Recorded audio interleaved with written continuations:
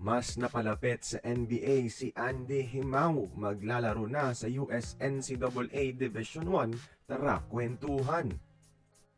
At opisyal na nga mga idol, tuloy ang pangarap ni 6'1 Pinoy guard Andy Himao patungong NBA dahil nag-commit na siya sa NCAA Division 1 school na Penn State University. Kinumpirma ito ng kanyang ama, mga idol.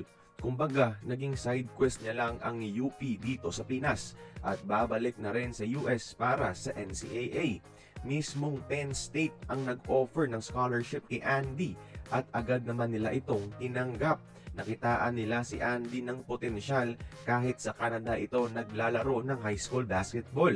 Naging top 25 prospect si Andy sa Canada, mga idol. Mid-tier program lang itong Penn State. So, magkakaroon talaga si Andy ng opportunity makapaglaro at ma-develop kahit off the bench lang sa kanyang freshman year.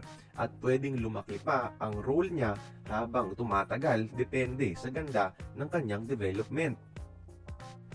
Di rin biro itong Penn State, mga idol, ha, nakapag-produce naman sila ng mga NBA players. Ang pinaka-recent ay si Yannick Niederhauser na na-draft sa first round ng LA Clippers, mga idol, in this year's draft.